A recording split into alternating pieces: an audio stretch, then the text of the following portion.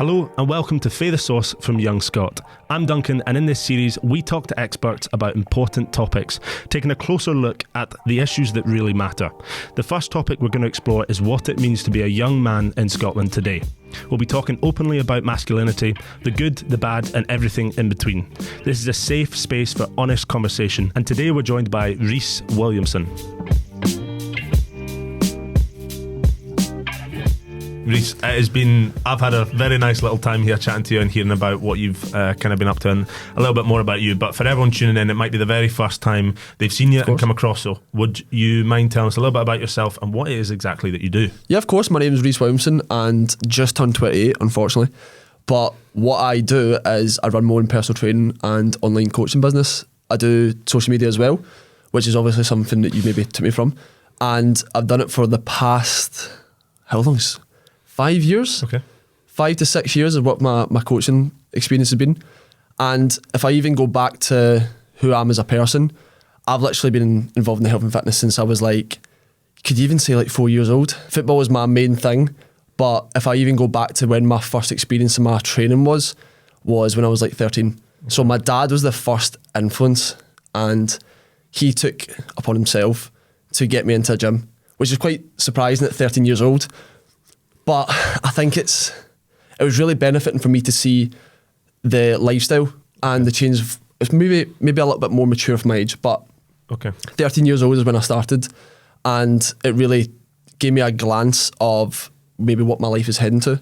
Okay. So 13 started that, 14, 15 is when I started my actual, let's just say my journey. Yep. And it was because my football team. So we maybe be going down the route of, if people are starting it for the wrong reasons, stuff like that, maybe mine was a little bit more negative because of my football team, and they've maybe gave me a route that I was a little bit too skinny, let's just say. Okay. And when I started, it was a wee bit, I didn't really know what I was doing, but from the age of 15 to, let's just say 20, 21 is when I started developing my love for fitness. I think it was actually 17 when I started my business. It was, my apprenticeship. Yeah. I was an engineer. So when I started my engineering career, it was when I came out of school, and I'm still developing my love for health and fitness here. Yeah. As you know, mechanical design is quite hands-on with things, and I just started loving fitness more. Yeah. So my whole life has literally been around health and fitness. Okay. So from the age of, I think it was 17 to 21, and still involved in this apprenticeship, that's when I started getting my personal training degree. Yep. So literally, that's when I came from there. When at the age of 21, I have started my own business, started my love for health and fitness. Absolutely. And I've literally been from the age of 21 to now involved in the fitness industry. It looks like it's going very well for you. Are you enjoying it as you go? Absolutely love it. Yeah. I think it's one of the most fulfilling careers that I would probably see that anyone do. And I've absolutely loved it. It's amazing. I was going to say, there's definitely a very good journey there. You've kind of jumped the gun on me a little bit. You've managed to answer my second question, which I'm going to go back to. So my second question was going to be asking you and talking to you about the kind of what inspired you to kind of begin and start. You've mentioned a lot about your dad and the influence that he had on you with it. Yeah, he was a big influence on me because of the man he was. He was very... he was a big boss man, let's just say. Okay, nice. So good terminology there. Big boss man. Yeah. He worked, and he was such a loving man. I still look up to him to this day. He's one of my heroes. But himself, he worked in big companies. He worked in shipyard company, and that's why I went towards that route. But he was a very mature, big, broad guy, and he knew what it takes to be a better human being. So that's why he introduced me to the gym, even education, and that's why he pushed me towards my football career as well. Nice.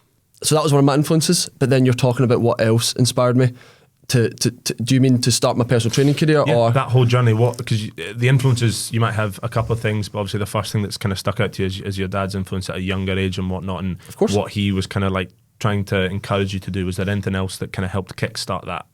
Well, I would say highlight more my career in personal training. So obviously, if you're talking about personal training, why people do it, I would say there's maybe 3 things that really stuck to me. Go for it. I would say I want to become a role model for people. Nice. Because I feel I did have one with my dad, but I mean, even we didn't really have a big social media back then. And what I mean by that is I just want to become a role model for people so they can really look up to, really take information from, but almost like,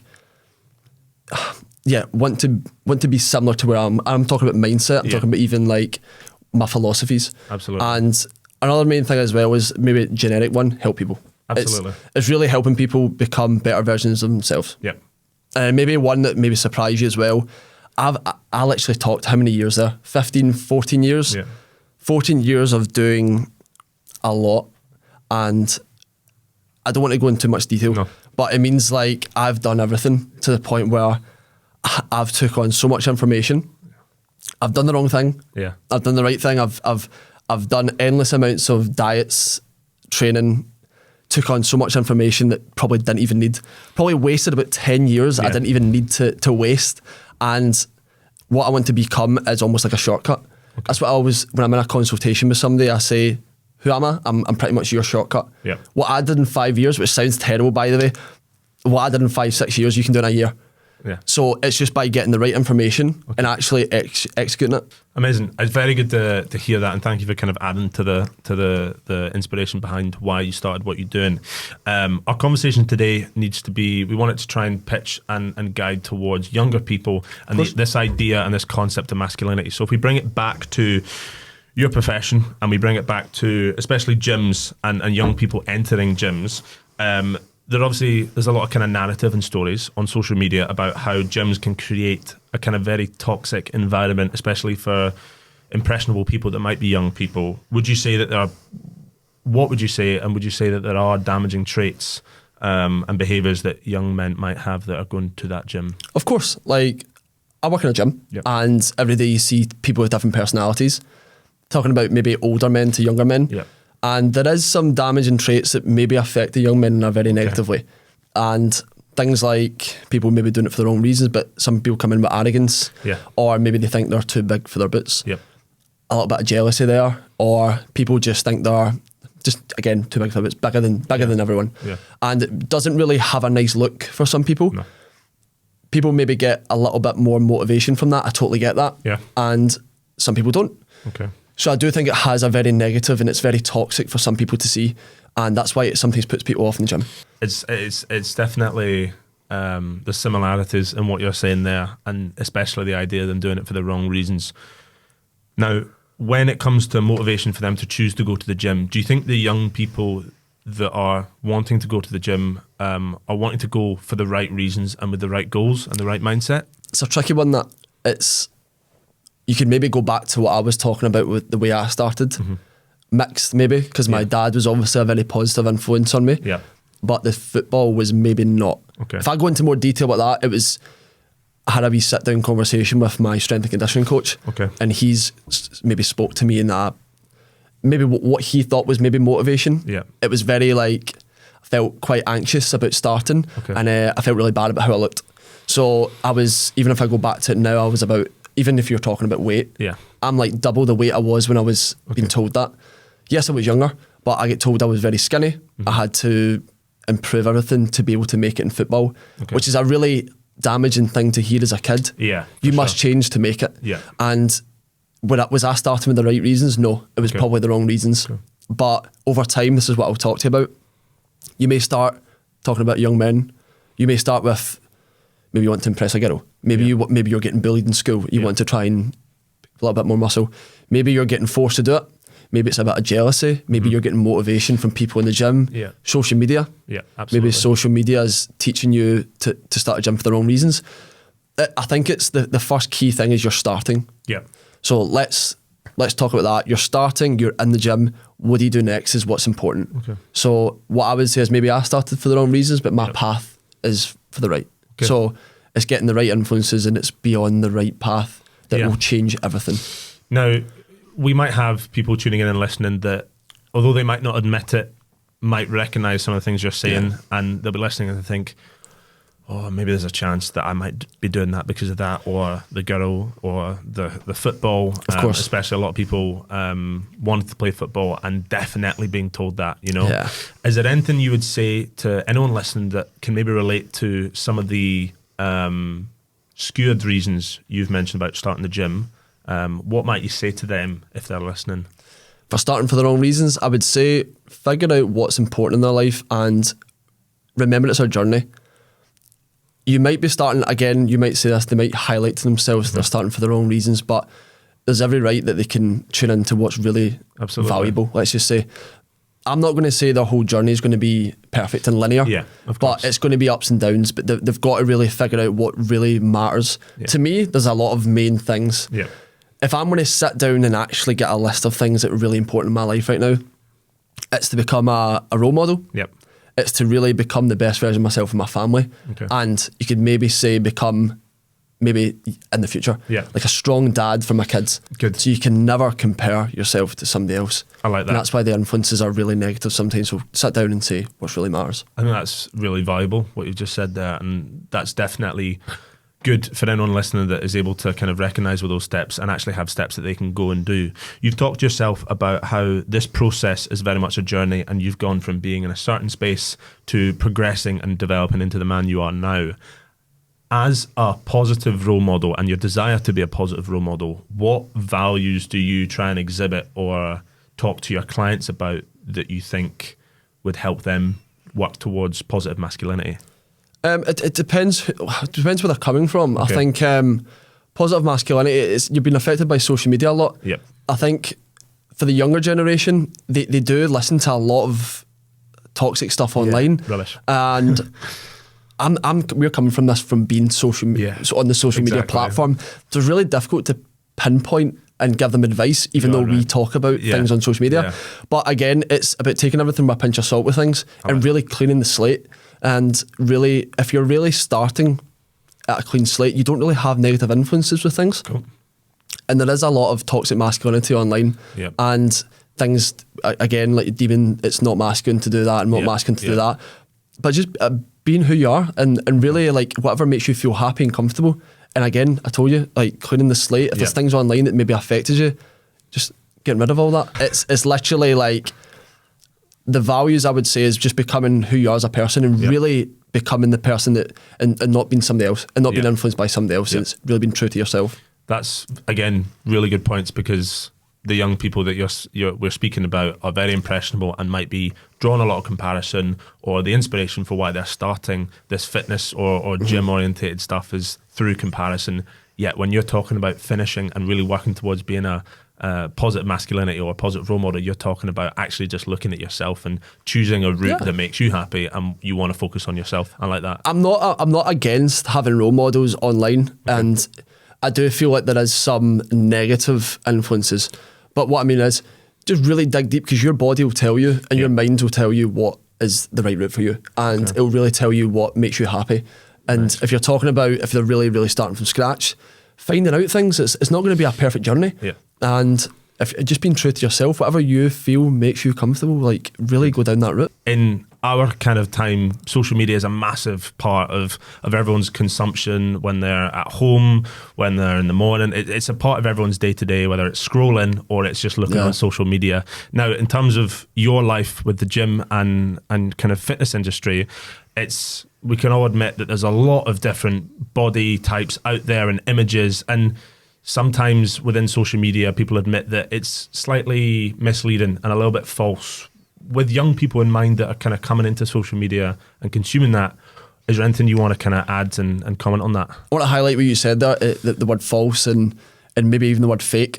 It's quite common for young men to look for inspiration online, whether it's their favourite bodybuilder or favourite influencer, even their friends and all that stuff. And what I'm here to say is you need to really take it with a pinch of salt. It's one of the things I've noticed now.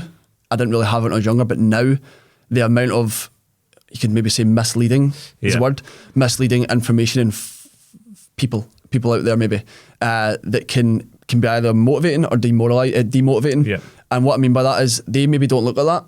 They maybe have a totally different body type than you. They may be using lighting. The camera they use. They might be the most peak time of their workout and they're taking a photo. They might be editing this to the point where it's not even them anymore. And you get all the apps nowadays that are changing your body, everything. You can literally AI your body to the point where it's not even you anymore. And it's really, I need to emphasize this point to some people, because I get people come up to me and show me this person. I'm like, do you know what they take? Do you know what they do? Yeah. You don't. And it's really, again, we'll come in and we'll emphasise the point, it's your journey. Yeah. You cannot compare yourself to somebody who you do not know their experience and what they're doing. Yeah. And I'll even, myself, for example, I'll use the best lighting. Yeah. I'll use me straight after a workout. I'll use my angles that I know I look good in. Yeah. It's something that it's going to be tough to not be, let's just say, influenced. Yeah. But it's your own journey. It's your physique. You're different to everyone else, and just make it your own. So if we tie that into masculinity in terms of young people might be coming to you, or even worst case, not even coming to you and just having it to themselves, that they'll have images or people online that they associate masculinity with. And if they are not that, then immediately they're kind of reflecting with themselves and thinking, I'm not that, so I'm not masculine, or I need to work towards that. Do you think that's quite damaging? It's very damaging, but it could all come down to the stages they are in their fitness industry. Okay. Because maybe if I looked at myself now to be previous, I'd be saying, why am I not look like that? Maybe I'm not as masculine. Like maybe there's something, maybe I'm not doing. Yeah. And it's very damaging. I think it can actually cause people to stop with the journey, and it can cause people to, again, that's where you say copy them. Yeah, yeah. And again, I'll just come round it, and it's the people in different stages of their journey. Yeah, absolutely. The experience, and that's it. Simple as that. Generally, comparison is the thief of joy. Yeah. No, that's a really good point, and I think you've absolutely worded that perfectly. There's a lot of agreement in it's kind of very much I'm nodding my head every 2 seconds you're speaking, because it really is. I see the value in what you're saying. If we move on from the topics we were talking about there and bring it back to an element of nutrition, it's a very broad subject, because we can both agree that there is a lot, especially with social media, there's a lot of misinformation out there. What would you say are the biggest misinformations about nutrition out there that you come across? Maybe one big word: overwhelming. Okay. I've seen it all. Yeah. And when you're talking about young generation, even myself, but let's talk about the ones now. Yeah. You're probably talking about over hundreds of different diets. Yeah. You're talking about all these fad diets, and I'm not going to mention names, but you're maybe talking about over thousands of influencers talking about their diet, what they eat in a day, and all the recipes, probably millions of recipes. Yeah. It's overwhelming. What are kids, what are young men going to do? Yeah. Right, when they see all this, it's overwhelming, and it's very demotivating when they don't know what to do. Yeah. So when you're talking about when I was younger, I was 14, 15, and I've said I did it all. And what I mean by that is I'm the shortcut, because I've done every diet. Okay. I've tried everything. I've tried low carb diet. I've tried the Atkins. I've looked into the Weight Watcher, all that stuff, right? Yeah, yeah. And I've done the if you're talking about cutting and bulking process, my whole life. Yeah. And I've pretty much tried every training. But what I mean by that is people don't know what to do, don't know where to start. Okay. So if you're thinking about what they see online, it's very overwhelming for them. And I do think that's the most annoying thing about them starting their journey. Okay. They don't know what to do. Okay. So if you're talking about what's the biggest faults about the social media, it's just overwhelming for them. Okay. You're speaking directly to, again, this idea of comparison. A young person's listening in and they can relate to certain elements you're talking about there. They've maybe thought about starting, or they're on that kind of journey, but they're looking and it's, like you said, it's overwhelming. They're almost stuck in the mud. They're really trying to start, but they're sinking because they're just overwhelmed with everything. What would you say?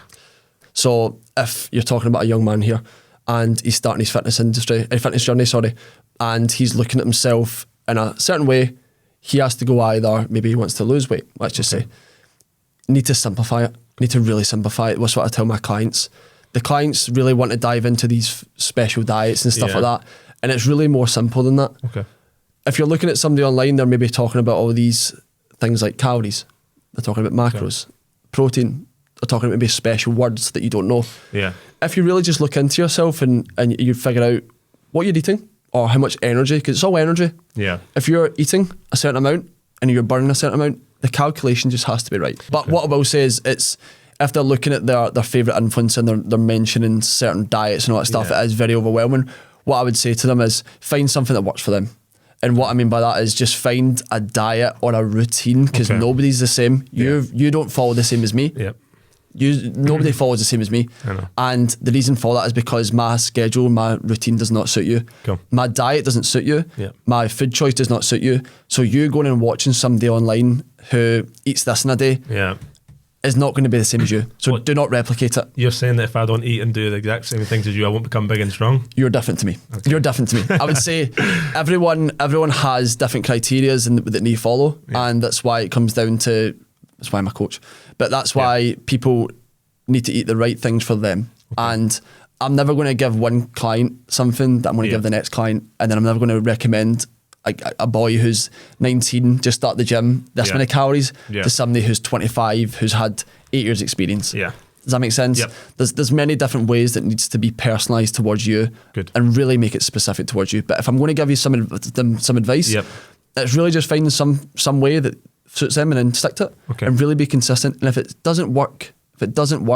give a bit of time and then maybe try a different one. But I'm all for trying things, finding some that works and then just stick to it. Okay. Now, again, a lot of value in there, and I really do hope that there's people out there that can relate to what you said. The reason I've asked you to summarise that and linking it into masculinity is because of the idea of people are starting necessarily for the wrong reasons, and we want the people to, if they are wanting to start, to have an idea of how they can go about things like nutrition and miss that misinformation. So they're trying a journey, they're trying to build themselves, and they're able to do that with a little bit of support. And like you've said, mentioned it just there. We've talked a little about nutrition, and I feel as if we could speak for hours and hours about nutrition and all that valuable. Our conversation today has to link back to young people masculinity. Now, we've talked about people starting for the wrong reasons. Do you think that specifically toxic masculinity plays a role in why people that are coming into the gym with the wrong ideas maybe avoid things like stretching or avoid using lighter weights, and even just asking for help, talking to a PT and wanting to do it all themselves? 3 valid points there, like with the key elements there. Totally. It's if I'm going to round it into a sentence, it's not masculine to stretch. We'll start with the stretching. It's not masculine to stretch, which seems really funny. It's not, but that's because the reason why I'm saying that is because of social media's portrayed that. I stretch. I advocate stretching. Absolutely. Everyone that's in the sports industry stretches. If the people really figure out the main thing you're stretching will avoid injuries, and it will prolong their journey. The reason why people think it's maybe a little bit demasculine is because of social media. It's not really. I can't help that. I think it's just about defiltering things that you see online and really figuring out what will help you. But what I will say is, if you're talking about the stretching thing, there's a lot of benefits to doing it, and it's just people have not really found that out because nobody shares it online. Even these bodybuilders. Let me talk about. I saw somebody online who is like a competitor. I mean, like physique. And I saw him doing a workout, and he was doing a lot of mobility, stretching, and the comments were, "What you doing? What's happened to you? You look smaller." And younger generations are seeing this and saying, "Oh, if he's getting scrutinised for this, I'm not going to do it. This makes him look a little bit less masculine here." So I can understand why stretching is. And then let's go to the next one: lighter weights. But I'll even add exercise selection, and I'll highlight a point from me last week. So I totally understand why this is deemed as demasculine. But I was doing hip thrusts, as I do, because it's part of my programme. Absolutely. And I was doing hip thrusts, and somebody came up to me and said, "Listen, I know you work here, but why are you doing that?" Really? Yeah. Tall guy, like, wow. And I know him. He's like, "Why are you doing this?" I'm like, "Because it's part of my programme. I'll talk about the benefits of how my hamstrings are, my glutes are weak. That's why my hamstrings are sore, because of my running." And he was like, "Yeah, but do you not think it's quite feminine? Like, what, do you know, it's really demasculine?" And I was like, "You're only saying that because of social media, aren't you?" And he's like, "No, but it is." I'm like, "But there's many benefits." And I went in a wee bit of discussion with him, and I was like, "You know what? It's fine." And I was trying to highlight everything that's really good about it. But it's really strange that somebody's literally took their time to come up to me and mention that. And what he did say was, he said, "Maybe I will try it, but I'll be doing it at 10 o'clock at night when nobody's watching." The empty gym. Yeah, and I was like, quite surprised, but again, that's somebody that's really come up to me. Yeah. He did say hats off because it's quite heavy, but he did say, and I'm thinking, if he's saying that, everyone's thinking that. Yeah. But that's what young men are doing. If they maybe choosing lighter weights, exercise selection, or stretching, they are going to think about people looking at them. So if I'm going to give them the advice for that one, it's about really just not caring. Yeah. And it's simpler, it's easier said than done. Yeah. But it's something that you have to develop, and it's more of a personal issue with that. Okay. You've got to really not care. Yeah. And because people, that's external. It's what really matters to you, and you really need to just get rid of what the other opinions are. I definitely think, because technically that individual that you've spoken to there is, without exclusively saying it, he's a product of skewed masculinity that's not really been spoken to or dealt with at any stage before coming up to speak to you. And that mindset that he has is something that you could expect from anyone, but it's what we're talking about here that's instilled in young people, but actually it's still very much prevalent in older people because it's not been dealt with. Yeah. And that almost in itself is a reason why trying to get through to young people as early as possible to really, educate the ideas of masculinity is so important. Of course.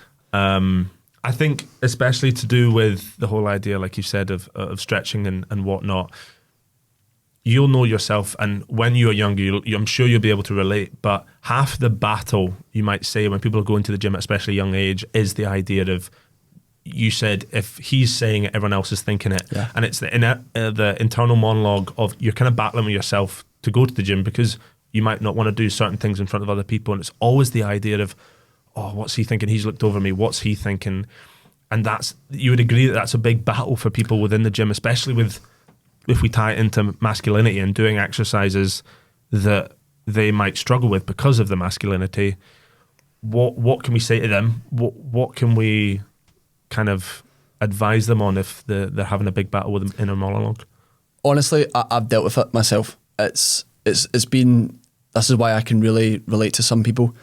I've done all the overthinking with things, and it's a very personal thing, and you've got to really disengage with what people think. And it's really, again, I'll say it, it's easier said than done, but you've really got to not care what other people think, and there'll be things that benefit you that are not masculine, and it's by talking about stretching, and even the exercises I do hip thrust, RDLs, abduction, all these things that are not easy.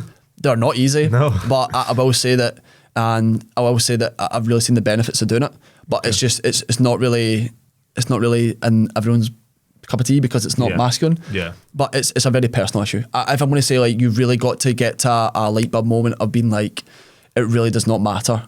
And if you're even going back to I think you said something to do with asking help. Yeah. I've not even covered that one. That's another kettle of fish, which is probably a really key moment in people's lives of when they ask for that help. And obviously I'm a personal trainer myself. I've asked for help in the past, and I'm talking when I was younger. But if I'm even going down to, I get questions every week from the younger generation, which is very amazing. If I'm seeing somebody approach me in the gym asking questions, that is much more masculine and admirable than it is somebody doing the wrong thing and being masculine. Yeah. So I find that a little bit more mature. I find that a little bit more like they should be proud of themselves for coming and asking me, because they're doing the right thing now. Mm-hmm. And they'll get themselves further than somebody that's not asked a question and thinks they're masculine. Yeah. And I think it's a really tough one about, it's really betrayed as weak, going and ask question for people. But when I was younger, I should have asked more questions. Okay. I should have done that. So again, you're talking about how do you get the courage of doing it, or how do you make it look not... It's not talked about enough that people have experienced a lot in the industry, in myself. Yeah. People don't ask questions enough. Yeah. People don't do enough. For example, people don't do the right enough exercises in terms of demasculine exercise. But what I would say to give to somebody is, don't feel bad about asking the questions with people, because we're there to help. Absolutely. Especially if I'm working in a gym, do not feel bad about coming up and asking questions. And there's, the idea of no wrong questions. None. There's always going to be a positive conversation that happens if you do choose to speak and actually talk to someone. And I guess it's easy for us to sit here and be like, why wouldn't somebody come up and speak to me, because I'm here to help? But it's not anything that you're doing, it's from their end, and it's actually them. It's a massive step for a young person to come out and actually, especially if they're under influence of their friend group and whatnot, and their friend group are pretending to know what they're doing and they're not really making progress, but they're sat there thinking, actually, I want to make progress for myself. It's massive to actually come out and speak. Biggest key moment in their fitness journey, probably. And one of the people used to talk to me about and say, how do you approach people? Mm-hmm. How do you give them advice if they're doing something the wrong way? Really difficult. It's really like they're either going to take it negative or positive. And that's one of the hardest things, I would say, is my experience. So I'm even more nervous talking to them than so like it's equal battles. But if I was going to talk about and the benefits, it's much more value than the risk. That makes sense. Yeah. And if you're a young person out there and you're really needing to find out more about the industry, reach out. Okay. Good. Do not feel bad about reaching out, especially if you're in person. Yep. And you can see somebody who is either motivating you or a personal trainer. Do not feel bad about asking them. Good. I think that's, again, really trying to reinforce that, because we know they're big problems, and it's a big solution to try and get to. I've got one last question for you, which I think is going to be really interesting, because you've spoken a lot about your journey and especially the influence of when you were younger. If we go back, Reece, and we go to the very start, if there was one thing you could change about your perception of masculinity that you could change when you were younger, what might it be? I would maybe highlight the journeys, everyone's journey. Okay. And there's no right or wrong thing to do. Okay. And what I mean by that is, if you're talking about people's experience in my journey, I've not done overly the right route, if that makes sense. Yeah. So by people feeling, did you say like demask? There's nothing that they can't do. Okay. I feel like it's about experimenting with people's lives and experimenting your journey, and just make it your own, because if you're getting influenced by other people, it's not right. It's going on your own journey and really experiencing things for yourself, and ultimately creating this life that you want. And who's to say down 2 years down the line that you're not in a place where you could be like, wow, I really did that and I really achieved that. But it's really figuring out what you really want in life. That makes sense? Absolutely. I think the amount that we've spoken here and the kind of highlighting the positive change that's happened, it's really important to emphasize that everyone starts at that very, very beginning, and there's a whole process, and it's a constant journey of, positive masculinity and getting to that point. But when they are moving forwards and they do get to a really good stage, looking back, it's always a positive reflection. It's always somewhere that you've really developed from, and it's really interesting.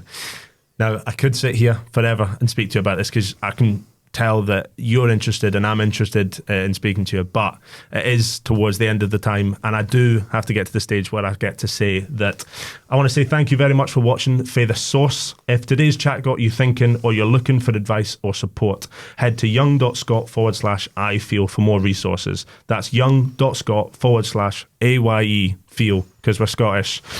You can also follow the link down in the description, and that will give you more information as well. But if you want to keep the conversation going, hit subscribe and join us next time. Until then, take care of yourself and those around you. And from me and Reece, it is thank you very much and goodbye.